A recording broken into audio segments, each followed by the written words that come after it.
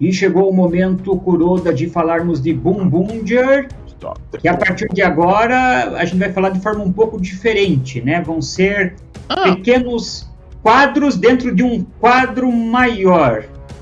Então a gente vai ter toda semana falando, agora é o momento disso, daí a gente comenta, agora é o momento de tal tópico, daí a gente comenta, não tópico, né? Os assuntos são sempre os mesmos, né? Melhor, pior momento, algum destaque, alguma coisa, e no final vai ter a nossa palavra final aqui, que hoje parece até que vai ser um pouco diferente, né? Resumindo, gente, a gente vai agora fazer uma análise mais crítica sobre Boom-Boomger a partir de agora.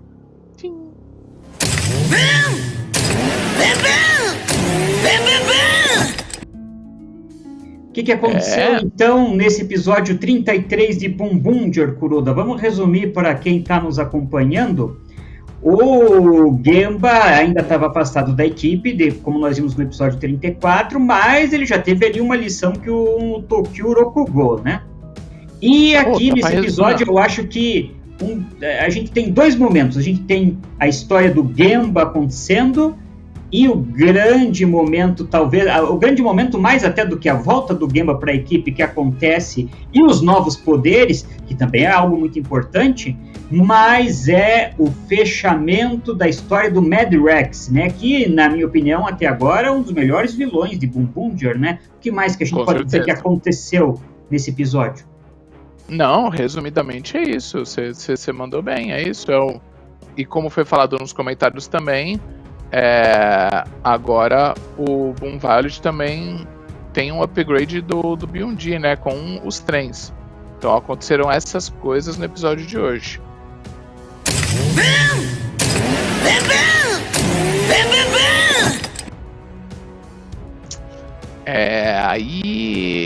Aí vai rolar uma discussão, uma treta entre nós aí, porque, né, os melhores talvez, o grande momento, né, aí vamos... Aqui é aqueles trechos mais interessantes do episódio, eu gostei, apesar da simplicidade, Kuroda, eu gostei das jaquetas. E o que eu achei mais interessante é que, tocando nos patches, você agora pode usar o poder dos carrinhos. Isso que eu achei legal. Não mais só usar no robô gigante aquele carrinho e para dar o golpe final. Agora você tem uma versão do poder daquele carrinho para os Boom-Boomger usarem. Isso é o que eu achei mais legal no novo poder deles. Eles pegaram uma sacada, vamos usar essa palavra, foi uma bela sacada da Toei, do roteiro, de tudo, do programa, em vez de meter, por exemplo, miniaturas do carro neles, né? Cada um podia escolher um carro e ter o carro acoplado no Boom-Boomger, que também seria uma ideia interessante, né? Que era o que poderia, é o que aconteceria antigamente, né? Tipo Centuriões, né? O carro se divide e se acopla no Boom-Boomger de algum jeito. Foi uma baita sacada. E aí se resolve muito simples. Tem o Pet, como você falou, representando o carro, ele bate e vira um CGI. Bem feito também o CGI, representando o carro com poder. Então foi uma baita sacada. É um futuro pro Super Sentai? Talvez, né? Vamos ver se isso der certo. Eu acho que fizeram isso com essa série porque tem mais a ver, né? Aquela roupa dos pilotos depois da corrida, né? Com todos os patrocinadores na jaqueta. Sim, eu acho que o Japão gosta disso também. Uma relação com isso. Não vejo em outras séries eles usando a mesma ideia, né? Não a mesma ideia, mas Zio, talvez? Zio que marcava o Raider, ele batia no Raider que ele queria o poder. Quando ele tinha aquela forma final das estatuazinhas, né? Daí ele usava o poder final de cada Kamen Rider, né? Mas ele batia, não batia? Ele batia, então. É isso, não é inédito, mas também vamos ver se isso vai dar certo com o Super Sentai. Pra ser, tipo, num próximo, vão ser botões em algum lugar que vai apertar e vai ver o poder, sabe? Você limita em props, né, em armadura, e põe o pessoal da computação gráfica para trabalhar, mas para mim acho que funcionou. Eu gostei muito também da trajetória do Gemba, porque ele ficou separado da equipe, demorou para ele voltar, mas essa volta começou no episódio anterior, no 32. Começou, eu digo, porque começou a trabalhar na cabeça dele, ele a reanalisar a decisão dele de se afastar para se vingar do Disrace, né? E eu acho que foi convincente. E eu gostei dele, da conversa que ele teve com a moça lá na base dos Bumbundir, né? Que ela relatou para ele o pensamento de cada um. Tipo assim, ó, todo mundo confia em você, gosta de você, tem certeza que você vai voltar e vão respeitar o teu tempo e esperar você voltar. Sim. Ninguém vai correr atrás, tentar te convencer, mudar aquilo que você quer fazer. E se você quiser ajuda para derrotar o Disrace, vai ter. Se você desistir disso, não tem problema. Então, eu acho que quando ele percebeu, como ele falou, né, que a família dele agora é os Bumbundir, porque ele perdeu o planeta dele e o povo dele, eu acho que isso casou muito bem daí pro retorno dele, né? Usaram muito no episódio de hoje, né, essa coisa do seu volante, precisa... Que na verdade, a gente no Brasil, eu talvez, se fosse eu fazendo a legenda, eu teria ido para um outro caminho, que aqui a gente fala muito da direção, né? Nesse caso, a direção, não é o volante, sim, né? Então, você precisa ter de volta a direção da sua vida. Só é que, pelo menos da legenda que eu vi, usou volante.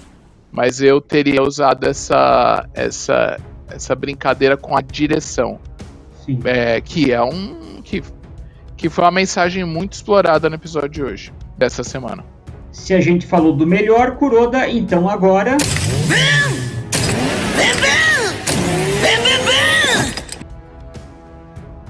E também dá pra dizer, né? Não teve pior momento. Pode dizer, se acha que não teve nada de ruim, também vale, né? Eu vou te ser sincero, eu falei agora, minutos atrás, que o que eles fizeram com o trem com o Byung-Ji. Eu nem sei se precisava ter isso na série, sabe? Porque com qualquer outra coisa de Sentai antigo, não usou, né? Então esse power-up do trem do Tokyuja, não sei se precisaria ter continuado. Podia fazer outras coisas, foi só um episódio especial e pronto, acabou. Eu cansei um pouco do Disrace, sabe? Ele me parece ser um vilão interessante e tudo mais, mas eu cansei dele estar sempre sentado numa poltrona, falando naquele espécie de celular intergaláctico dele, sem estar muito... sei lá, eles podiam representar isso de outra forma, de que... Eu entendo que essa representação vejam, ele é tão poderoso que ele não precisa nem fazer nada. Mas o nada que ele faz é cansativo e meio repetitivo, eu não sei. Então eu espero que dê uma sacudida a partir da semana que vem, e parece que vai ter uma sacudida nos vilões, né? E que isso apresente pra gente o Disrace de outra forma, né?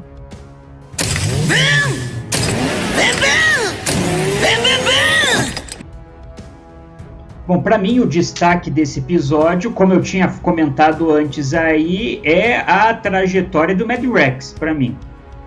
Eu acho que ficou muito bom, o Disrace percebeu e daí pôs aquela outra coisa para ele lutar e obedecer.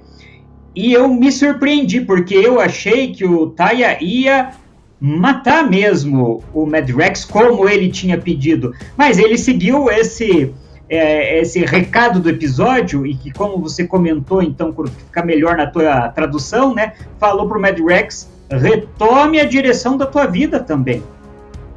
Se você... E assim, é feio o que eu vou falar, né? Não é que é feio. Nesse caso cabe, tá, gente? Pelo amor de Deus, mas se... sei lá, igual os elefantes, né? Parece que o elefante, quando sabe que vai morrer, ele se afasta do grupo.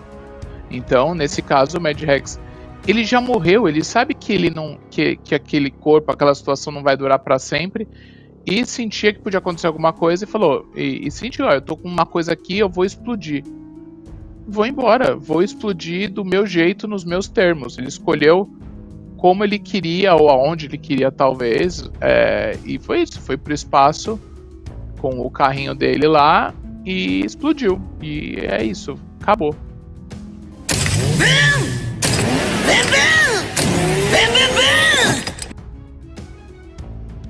A palavra final de hoje, ela é um pouco diferente, já que a gente tem um pouquinho mais de tempo por causa do Ark. Eu queria puxar uma discussão rápida, que não é o nosso tema do programa de hoje, mas um mini tema com vocês três.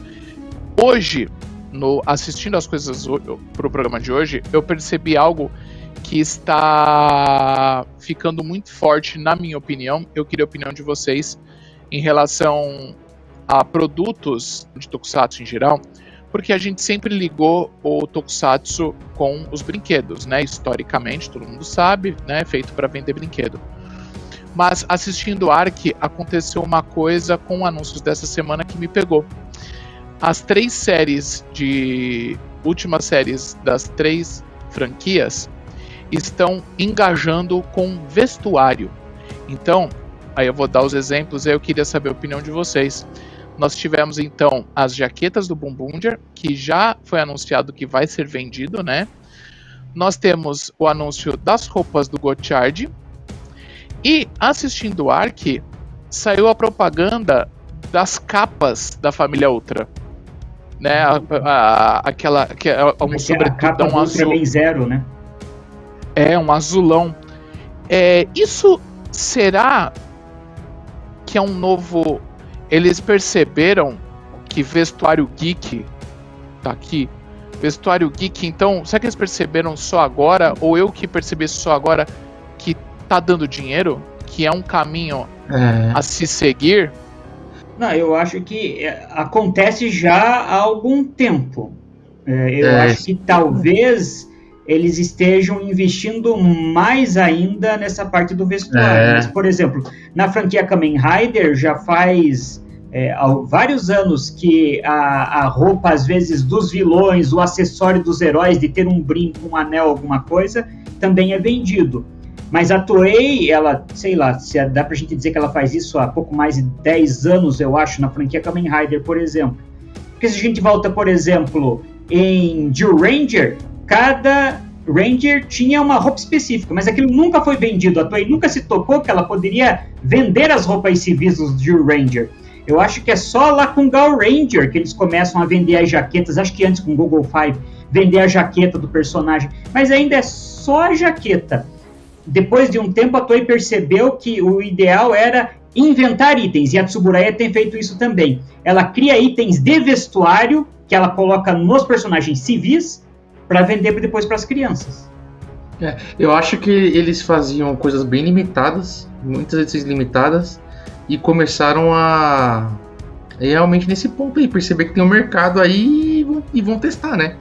Até porque a gente sabe que as vendas de brinquedo, se fosse sempre de vento em popa, eles não iam enfiar cada semana uma forma diferente no Kamen Rider, por exemplo, também, né? Então acho que é um mercado que eles devem, não tem informação nenhuma sobre isso, mas fica claro que eles querem explorar, né? Se vocês forem avaliar, não com roupa, mas como o Nares falou, em outras coisas eles já deram uma amostra disso, né? Acho que o próprio Belt, né, e os gadgets de Belt é um exemplo, né? Eu reparei que agora, nessa última semana, foram muitos anúncios ao mesmo tempo. Então foi o anúncio da roupa do Gotchard, o anúncio da jaqueta do Boom Boom, nos comerciais do Ark. Até então eu não tinha visto esse comercial, então pra mim ele é recente, desse sobretudo. A roupa também tá com Bandai nesse quesito? Essas roupas também são lançadas pela Bandai. Então tá tudo coligado mesmo, cara. Eu acho também que talvez a roupa esteja se tornando mais vendável que o brinquedo, pensando que as crianças precisam se vestir. Então é mais fácil elas convencerem o pai a comprar um item de vestuário da série, porque a criança vai precisar de roupa de qualquer jeito, do que brinquedo. Você pode dizer, não, você já tem brinquedo suficiente. Não, esse brinquedo eu não vou comprar. Então, talvez estejam atacando por aí. Tem um outro lado que eles sempre atacaram, que é comida, né? Salsicha, tem uma marca de salsicha que você encontra na internet propaganda desde os anos 80. Todos sentam fazendo propaganda como os Kamen Riders, aquela bebida, a Orominchi, desde os primeiros Riders da era Heisei, tem todo ano propaganda daquela bebida. Só que o meu ponto, nesse momento, tá sendo não para as crianças. As propagandas que têm saído de vestuário são para os adultos. Entendeu? Por isso que eu achei eu achei curioso isso, tanto que o do Gotchard tá lá, tamanho PMG, ou era MGGG, acho que era isso. Sim. A jaqueta também.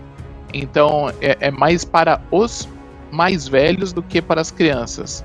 É isso que eu achei um movimento interessante.